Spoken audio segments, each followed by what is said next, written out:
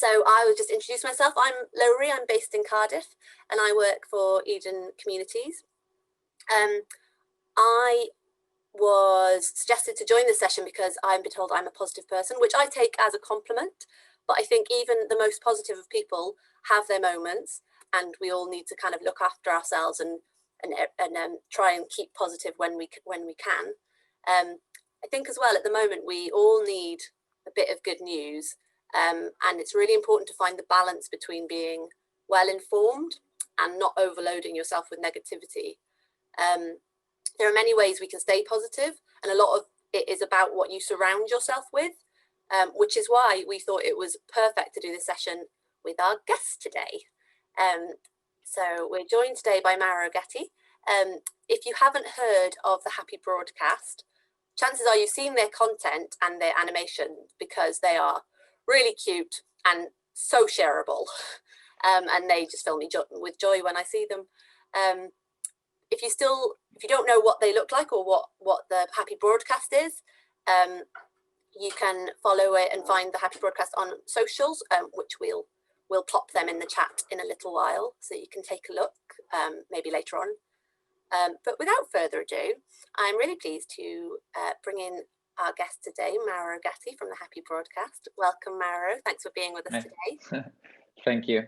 Thank you for having me and the lovely introduction. No problem. And just to let everyone know that Mauro's actually coming. Is it LA you're coming from? Yeah. I'm in LA now. Yeah. So he is on a different time scale to the rest of us. So I'm saying, I hope you've had all lovely Saturdays. Mauro's not long into his Saturday. We've got some questions for you. And as I said, if we have time, we'll go to the audience later, but we'll see how we go. So to get started, I'm just going to ask you, how long have you been doing the Happy Broadcast, Mauro? And why did you decide to start something like that?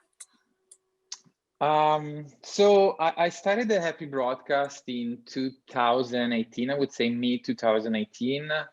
And I would say there are like two main reasons why I started. So the first one is like anxiety. So I'm an anxious person, always was. So my mom was anxious, my grandma, I guess it passed down the line. And I was like anxious for like, many reasons, but especially since moving to the US, I just realized that, we're constantly watching monitors, whether it's the computer, the phone, the watch, the tablet.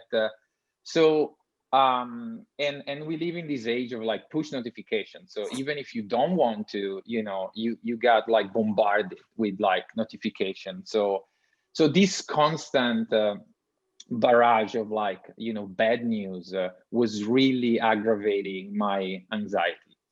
The second reason is like I'm passionate about psychology and all of that. So there is a thing called negative bias, which is the normal human tendency to gravitate more towards negative things than positive things.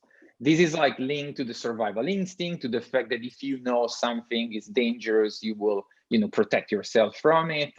But it has like become a completely different meaning in today's society, also because like negativity somehow sells more. So to be positive constantly, it's like an exercise, it's like a muscle that you have to train, because naturally we tend to be more like, drawn to the, like moths, drawn to the flame of negativity. So these two ingredients, negativity, bias, and anxiety, were like really bringing me down, So I'm an artist, I'm not a journalist, I'm not an influencer, but my question was like, there must be good news in the world. And again, I'm not a journalist, so I don't want to start like a media company. I don't have time or resources for that. And, I have a hard time, speaking in public or stuff like that. So I was like, I will use my art to just like, surface these news and give my own interpretation of them and share them with the world. So I call them anxiety-free news. Like you were saying, they're very shareable. They're like small pills, almost like headlines with a cute illustration that people can basically share, reshare, keep for themselves, So yeah, that was the origin of the backstory. Brilliant, thank you. Appreciating that you're essentially doing public speaking now. We've Yeah, brought you yeah, in, forced it upon you today, but yeah, and we I are a see local everyone, bunch here. so it's like okay. Yeah, yeah. I was going to ask how so when I've seen different of your animations, they seem to come from kind of different parts of the world. You get stories from all over the world, don't you? So how do you choose which stories to share, and where do you get them from? That's a very interesting question, because there are like I'm not the first, social profile or person that try to, share happiness through, positive news. But, most of the profiles I was following, they were just highlighting like what I call like feel good stories, like inspirational stories of human kindness. I call them like um, a dopamine rush kind of story. So you see like a person doing like an amazing thing, and you feel good for like 5 minutes, great, but then you have these like, the rush, wears out, and you need another story. So the idea behind the Happy Broadcast was to be more focused on news that offer a solution to a problem. So if you see the news from the Happy Broadcast, first of all, like you say, they are like worldwide. So I don't, because I'm in the US, I just don't focus on the news around here, but I try to find, news that have more of an international appeal. And the second thing is that these are news that highlight the courage of people, the what I call like the fixers, people trying to fix a problem, the doers, people stepping up to do something, like the problem solvers of the world, in the hope that they will inspire us to do something. Because like I was saying before, negativity has this like terrible impact on people. It makes you freeze. It makes you feel like when you think of climate change, you look at the news and it's like, okay, the world is ending in like 3 years, and you get to a point where you are like completely depressed about it, and you think like there's nothing I can do, to solve this problem. But so the Happy Broadcast is like, this person did this and this other person did this, so there is hope that if we all do something, and by do something is like tossing a plastic bottle in a bin, that will affect, with a ripple effect, climate change. So that's the kind of news that I'm trying to find. I always quote one news of this person in India, that because of deforestation, climate change, so the environment around him was very different nowadays compared to when he was a kid. So he just decided to plant one tree a day, and after 35 years he created like a basically like a forest bigger than like Central Park. And that's like the best example for me to talk about individual action. Like he could have said like, oh, that's it, that's the situation we live in, there is nothing I can do, and just be depressed about it. But he just stood up and planted a tree a day. Yeah, brilliant. I love that. I love the kind of the big problems we have in the world right now. It's actually, as an individual, you can do it, because a lot of the stories you share are individuals taking things on, and quite often with like really clever tech suggestions as well. But actually, yeah, that kind of the small steps can make a really big difference. That's I think helpful for people to know. Talking of kind of big scary news stories, how is obviously we're in the pandemic, how has that impacted on kind of what the kind of stuff you share at the Happy Broadcast, or has it affected you day to day as well? Have you been sharing stories around uh the pandemic y- specifically? yeah, I would say that personally it hasn't impacted me too much, because being a creative person, a freelancer, it's a category that it's used to be isolated somehow, spend a lot of time in front of a computer. So I guess like I was trained for this all my life. never been too social, so I never got to the point where my mental health was like compromised. But yeah, I would say that, you know, it's been probably 10 months on and off, you know, lockdown. So of course, in the beginning, I've tried to share like positive news around, you know, the coronavirus, with like what some countries were doing, you know, even stories of like human kindness, just to highlight the fact that, you know, we can overcome these, or, you know, even pointing to the causes of these virus, and maybe share more information to people to understand, you know, why wildlife shouldn't be trapped or shouldn't be exported, and stuff like that.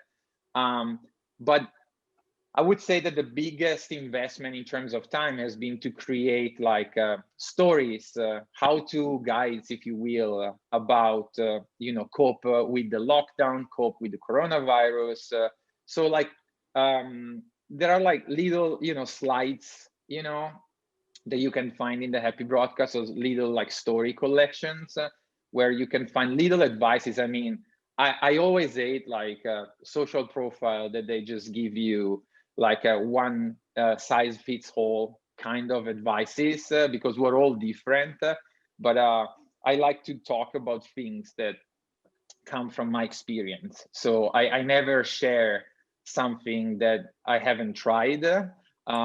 So yeah, I would say that the biggest investment is in the form of like mental health, you know, tips. Brilliant. Thank you. Yeah, I guess one of the things that I think a lot of people with talking specifically about mental health, there's always that kind of the positivity of social media versus the negativity, isn't there? It's kind of actually a really good space for connection for some people, and people's communities are online, especially now. But obviously there's that kind of level of just seeing lots of negativity, seeing fake news and stuff. And it is quite tricky to have that balance between being informed and being overwhelmed with that negativity. So do you have any kind of top tips on how you yourself do it, or how you think other people could help kind of finding that balance between? Yeah. That's a good question, because I'm Italian, so I do a lot of like metaphors that gravitates around food. So the We love anything around food, anything to do with food and sharing. It's our bag. You in good company here. yeah. So yeah, also the pandemic was great for me because of baking. So I had all the time in the world to just like bake. Uh, but so the first thing that you know, it's scary and painful, you know, being surrounded by like negativities or issues. But you know, one thing that I've learned is that I don't want to spend a lot of time and energy to focus on how bad things are, you know. So that will really drain people, and it gives you this like terrible feeling that you feel completely helpless, you know. So that's why the first thing for me, it's like being inspired by what other people do. So that's my thing. So the other thing is like, you know, your diet, you know, like your news intake is like a diet. So if like 100% of your news intake is like bad news, there's not going to be any positive outcome out of that. So you have to balance. I've never been a fan, even when I launched the Happy Broadcast, I always told people, so just looking at positive news is not good either, you know, because you get this like false sense of complacency that, oh, everything is great, everything is all right, and it's not, because, you know, knowing what's wrong with the world will help us to fix it. But only doing that is going to make you feel depressed, and only you know, like consuming positive news is gonna make you, I don't know, again, like this false sense of complacency. So you just feel that the world is perfect where it's not. So to me, like the sweet spot is finding this balance, and like turning off notifications, you know, taking some time off from your phone, which is good. One of the things that helped me a lot, is when I go to bed, I leave my phone, in another room. So when I go to bed, there is no, scrolling.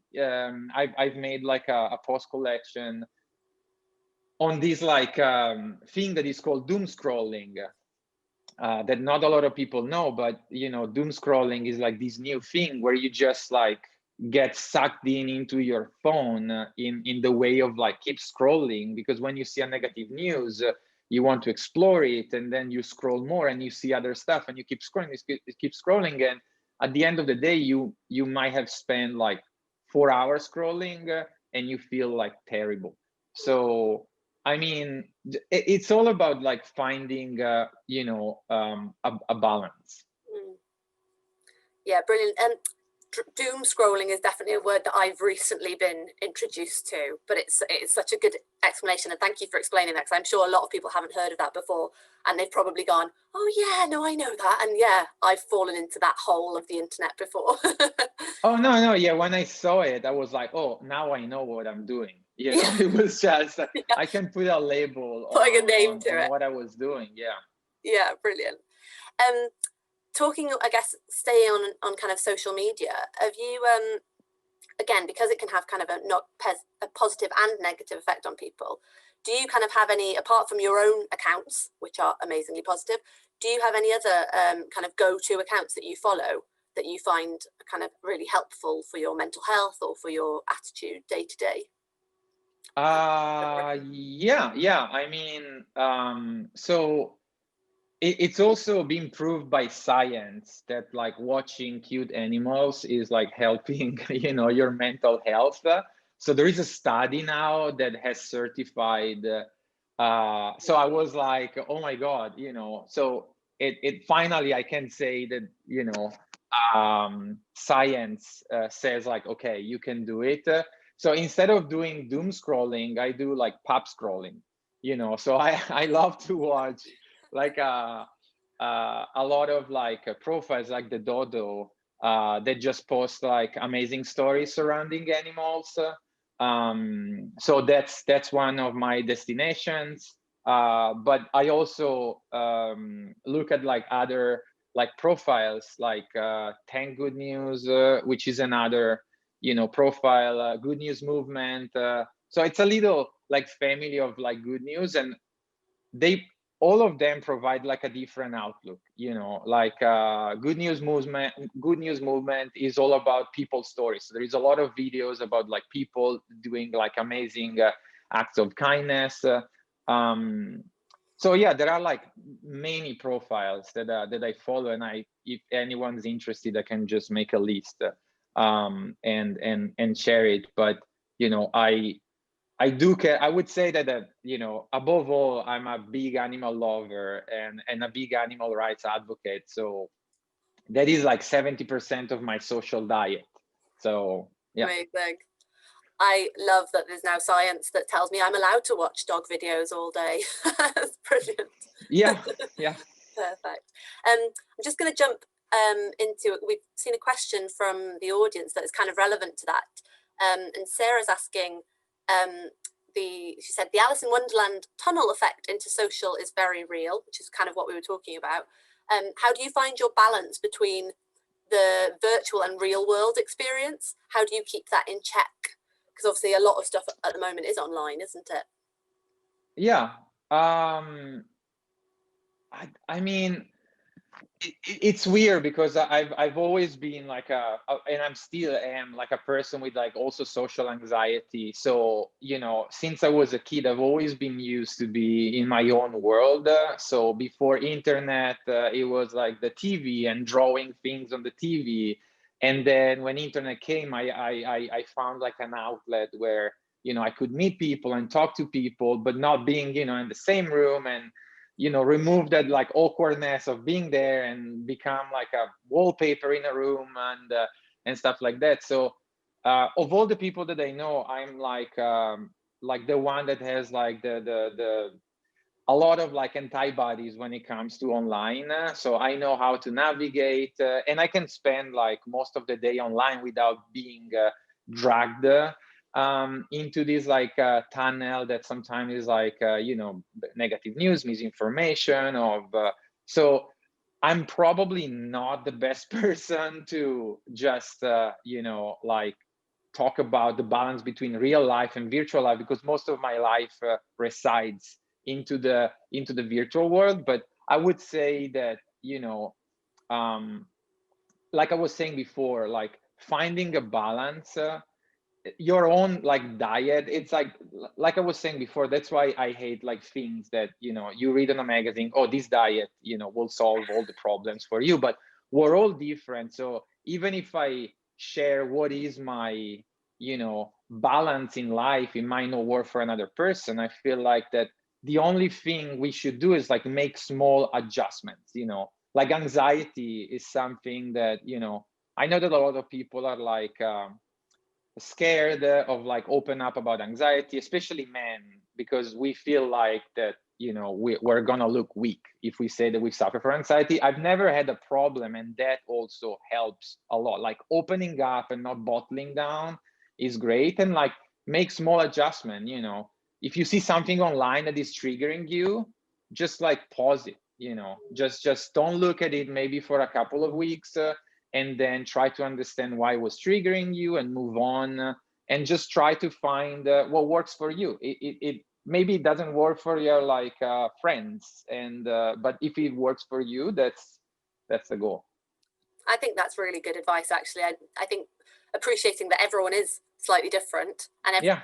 things will work differently. So it's finding what works for you, and giving yourself the time to work out, actually, that makes me feel good. That is a negative for me. So I think that's really good.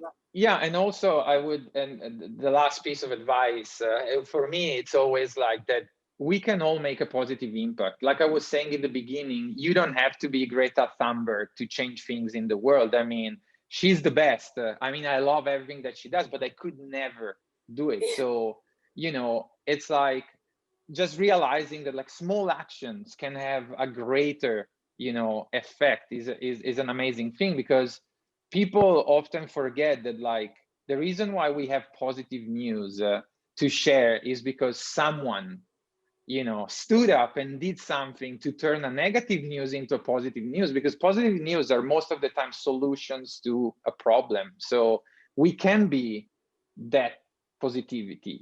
We just need to, again, every person is different, but I do little things in my life that I hope they contribute to enable some positive change. Brilliant, thank you. And one positive thing that's come out of the Happy broadcast for you yourself is you've actually published your first book, haven't you? Which is definitely going on my Christmas list. Yeah. I was just going to ask if you could tell us a bit more about how that came to happen. And Yeah. I mean, I have the book. Just nice. it's like a little teeny tiny square book, but I feel like that, as I'm a children's book, writer, author, and illustrator. So like I've always loved books. Like I was saying in the beginning, when I was a kid, I wasn't like the guy outside playing football or like other Italian stuff.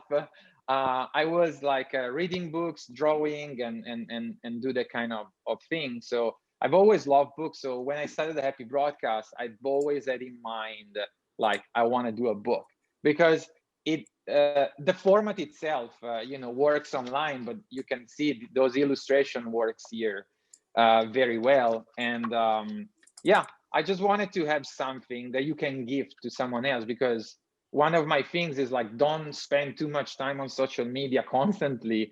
So it will be weird for me to say, don't spend too much on social media, but check my profile. So the idea was to create something that you can give to someone that you love, or keep on the coffee table, or when you feel anxious, just like go there, browse it a little bit, and find like great stories, but also like, good tips, there are like things that I care about, animals. There are like different sections where you can maybe learn things that you didn't know. Brilliant. And it's great to to have that. I personally, I'm the same. I like to have things, sort of physical things. I've never got around to getting a Kindle or anything. I can't have books digitally. So yeah, it's definitely on my Christmas list. So I'm glad you've had the opportunity to do that. Strangely enough, I can't believe it's like nearly past already. We are quickly running out of time, but I just have to say thank you so much for joining us. It's been really insightful, and thank you for being so open and honest about sort of why you've shared what started the Happy Broadcast and the reasons you did it. Really appreciate that, and hopefully everybody's going to step away from here with a nice smile on their face and a feeling of positivity. Yeah, so thank you so much for that. Yeah, thank you. Yeah, for having me. And it was like a little challenge, but that's what I was saying before, you know, those little challenges are like gives you more like courage to do more. So yeah, thank you so much. Well, brilliant, thank you for that. Just for everybody else, we are going to have to finish up now, unfortunately, but if you could, I think one of my Grania or Katie might have put a survey link in our chat box. So if you're able to spend 2 minutes telling us what you thought about this session so that we can know whether you enjoyed it, that would be really useful for us. Just to finish up as well, if you've enjoyed this call today and your experience and would like to donate to the Eden Project charity, there should be a link going in the chat box as well. So the last today and yesterday, and this event is part of our Festival of Discovery, and we've had so many amazing sessions already, and we are coming close to the end, but we do have a few more events coming up this evening if anybody would like to join anything. So you can head straight over now. I think it's starting at past actually, for a session with the Ghostbusters Inclusive Band, and they do a proper sing along with kazoos and tambourines. It's amazing. And there's some other sessions tonight about how to get a good night's sleep, really important for your well-being. And I think we're finishing with Joe Brand at 7:15. So head on over to the Festival of Discovery, or no, festivalofdiscovery.com. Again, the link's in the chat if you'd like to join any of those.